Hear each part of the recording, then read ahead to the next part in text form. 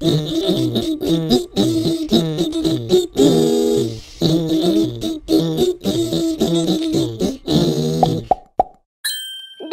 Petani. Assalamualaikum warahmatullahi wabarakatuh. Selamat sore sahabat dosen petani. Saya Alan, hostnya channel Dosen Petani.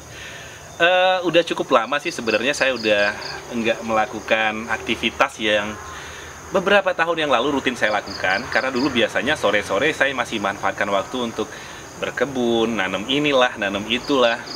Sampai di momen yang beberapa bulan lalu, anak saya tuh ketagihan banget makan kacang rebus. Nah, bertepatan dengan momen itu, kita juga lagi butuh tanah timbunan untuk nimbun. Ada lokasi kita yang agak rendah tuh. Jadi kalau misalnya curah hujan tinggi, biasanya air tergenang di sana. Jadi kita pesen tanah untuk timbunan itu awalnya.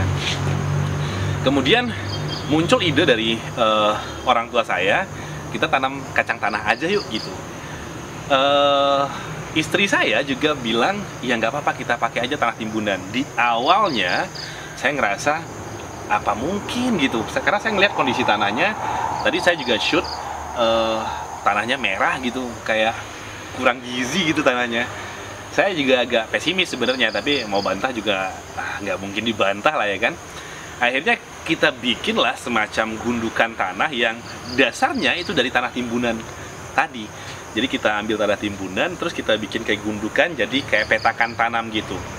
Nah, ini cerita yang saya mau share sama sahabat dosen petani semua, tentang ternyata kita bisa kok bikin tanah jadi lebih subur, memperbaiki kandungan hara pada tanah, sehingga tanaman yang kita tanam itu bisa tumbuh dengan baik. Jadi di petakan tanah yang berasal dari tanah timbunan tadi, itu kita tanam tumpang sari sih sebenarnya. Tapi yang jadi tanaman utama itu adalah kacang tanah. Nah, kacang tanahnya bisa tumbuh subur, daunnya hijau, dan sekarang udah usia 2 bulan ya, perkiraan nanti di awal Februari ya, usia 3 bulanan itu kita bisa panen. Saya belum sempat lihat sih tadi gimana sih isi kacang tanahnya, bagus atau enggak. Saya juga mau congkel, takut ya. Nah, kemudian kita tumpang sari dengan ada cabai rawit besar ya, kemudian ada juga cabai keriting. Nah, jadi kita campur-campur aja tuh. Cabai rawit dan cabai keriting itu sebenarnya tadinya ya, niatnya itu kita mau tanam di polybag. Jadi polybag kayak gini. Jadi awalnya kita tanam di polybag kecil. Nih sahabat bisa lihat nih, udah ada bunga dan udah ada buahnya. Kita telat mindahin dia ke polybag yang lebih besar. Ya, boleh dibilang sebenarnya saya masih mau ya untuk mengulang berkebun di rumah lagi, tapi ternyata kadang keterbatasan waktu, kadang udah capek juga. Ini buktinya kalau sebenarnya masih ada niat bikin kebun di pekarangan, tapi faktanya setelah dia umurnya layak pindah, saya nggak sempat pindahin. Jadi sampai udah gede kayak gini, udah keras batangnya, dia masih di polybag kecil. Nah, tanaman-tanaman cabai ini yang kita selamatkan ke tanah timbunan tadi. Nah, awal nanam itu sebenarnya saya agak pesimis gitu ya. Apa mungkin ini bisa tumbuh dengan kondisi tanah yang demikian? Ditambah lagi, perlakuan atau pemupukan yang dilakukan oleh istri saya itu pure semuanya adalah menggunakan pupuk non kimia. Jadi memang benar-benar pupuk alami aja. Nah, ini yang saya mau kasih tahu resepnya yang digunakan oleh istri saya, karena kebetulan saya yang membantu memberikan pupuknya ke tanah tersebut. Jadi komposisi yang digunakan itu sebenarnya semuanya adalah bahan-bahan atau limbah dapur semuanya. Jadi bahan-bahan sisa semua tuh. Saya ingat ya, yang saya temukan waktu saya ngasih itu pupuk ke tanah timbunan. Pertama ada kulit bawang merah, kulit bawang putih, kemudian ada potongan-potongan terong tuh, bekas-bekas terong. Ada ini bekas paya, buah-buahan dan lain sebagainya. Kemudian sampai ada cangkang telur. Jadi itu sama istri saya di mix semuanya, ya kan, sampai beberapa karung itu dikumpulin. Nah, itu yang kemudian saya tebar ke tanah timbunannya, terus kita timbun. Nah, dalam pikiran saya ini nggak mungkin dia akan cepat menyediakan kebutuhan hara atau kebutuhan pangan untuk tanamannya. Jadi ya agak pesimis, apa ya benar bisa subur gitu ya. Nah, saya cukup kaget setelah 1 bulan ditanam itu tumbuhnya bagus banget. Nah, tapi sayangnya gini sahabat, sayangnya saya nggak sempat video proses kita ngasih pupuk alami itu saya nggak sempat videoin karena memang pesimis. Saya nggak yakin ini juga bakal bisa tumbuh subur gitu ya. Ternyata memang benar-benar bisa tumbuh subur. Nah, 1 bulan setelah proses tanam kan, kalau kacang tanah itu dari bijinya, ditanam bijinya, kemudian kita pindahkan cabai-cabai ini ke yang dari polybag kecil ini, kita pindah tanamkan, kita sobek polybagnya, kemudian kita pindah ke petakan tanam. Nah, itu kebetulan juga curah hujan tinggi banget tuh, tinggi, karena memang lagi masuk musim hujan ya. Curah hujan tinggi, jadi tanaman segar terus, setiap hari segar. Dan 1 bulan berselang, tanah yang tadinya merah gitu ya, itu hijau semuanya, karena tanaman-tanamannya tumbuh subur. Nah, kebetulan saya kan nggak punya basic ilmu pertanian ya, dan saya juga bukan orang yang jago-jago tahu banyak tentang pertanian. Saya juga nggak tahu pasti ini penyebabnya karena ketemu curah hujan yang oke, yang banyak, atau memang ininya yang bekerja gitu ya. Nanti tolong deh yang lebih tahu, teman-teman yang lebih tahu, sahabat yang lebih tahu, boleh tulis di kolom komentar. Menurut kamu memang karena perlakuan pupuk alami tadi, atau memang karena curah hujan tinggi yang bikin tanamannya subur semua? 1 bulan kemudian itu saya kaget karena udah hijau semua. Kemudian ini kelihatan ya, daun-daun cabenya jadi lebar-lebar, kemudian buahnya jadi lebat, berbunga banyak. Ya menurut saya ini wah keren gitu loh. 1 bulan setelah tanam itu kelihatan sekali bedanya bagaimana yang di awal, kemudian bagaimana setelah 1 bulan ditanam gitu. Jadi memang kalau untuk untuk komposisinya itu memang bumbu dapur semua, sisa-sisa dapur semua, nggak ada yang beli. Dan juga ada kita kasih pupuk kimia itu kalau nggak salah 10 hari pasca tanam. Itu ada kita pancing sama pupuk kimia, tapi itu juga nggak banyak.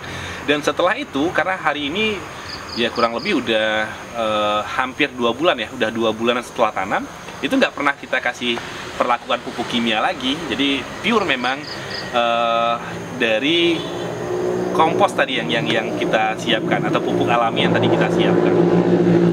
Nah, sekali lagi, kalau sahabat punya pengalaman atau punya komposisi sendiri terkait dengan pupuk alami, atau mungkin punya pengalaman ada resep yang lain mungkin ya, boleh dong tulis di kolom komentar. Jadi saya berharap ini kita bisa jadi semacam ajang diskusi lah ya untuk bapak-bapak atau ibu-ibu yang memang suka berkebun di pekarangan.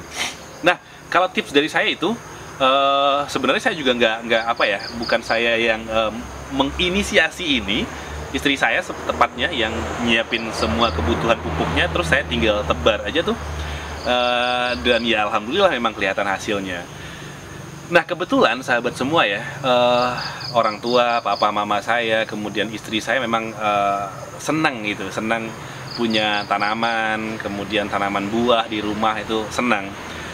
Nah, kalau kita cerita tanaman di pekarangan kan ya mungkin belum tepat ya kalau kita bercerita ini untuk skala bisnis gitu. Tapi setidaknya dengan berkebun di halaman rumah, di pekarangan, kita kan jadi punya opsi untuk memenuhi kebutuhan pangan, beberapa lah ya kebutuhan pangan, dengan memanfaatkan kebun kita sendiri gitu loh, dengan memanfaatkan pekarangan rumah kita sendiri.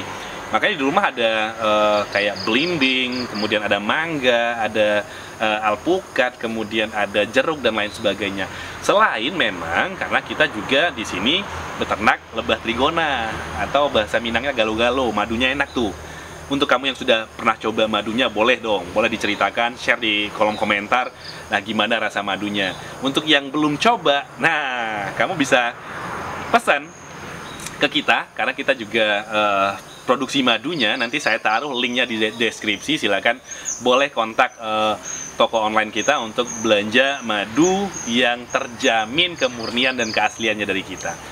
Jadi memang tanaman buah itu kita butuhkan sebagai salah satu sumber pakan untuk lebah-lebah yang kita ternakan. Nah, untuk tanaman buahnya sendiri, dia juga terbantu polinasinya, terbantu penyerbukannya oleh si lebah ini. Karena memang dia di alam, lebah memang berfungsi untuk membantu penyerbukan tanaman buah. Nah, itu kenapa ada banyak tanaman. Oke, jadi ketimbang makin panjang karena udah maghrib juga, udah mau maghrib maksudnya. Itu yang saya mau bagikan sahabat semua. Ternyata tanah timbunan yang tadinya saya pesimis ini bisa tumbuh subur, ternyata bisa subur, bisa tanaman yang tumbuhnya juga bisa baik sekali, seperti yang sahabat sudah bisa lihat. Seenggak-enggaknya saya bisa bikin mie rebus dengan cabai yang ditanam di pekarangan rumah saya. Saya suka mie rebus yang pedas, kebetulan lagi pilek juga, jadi saya tadi request sama istri dibanyakin tuh rawitnya biar nanti makannya berkeringat gitu kan ya. Baik sahabat semua, itu tadi cerita kita tentang berkebun di pekarangan rumah, utamanya bagaimana caranya agar tanah atau media tanam kita itu bisa punya unsur hara yang lebih baik. Untuk sahabat yang punya pandangan lain, kemudian atau juga punya cara lain, silakan untuk menuliskan di kolom komentar. Kita berbagi pengetahuan, berbagi pengalaman di sini.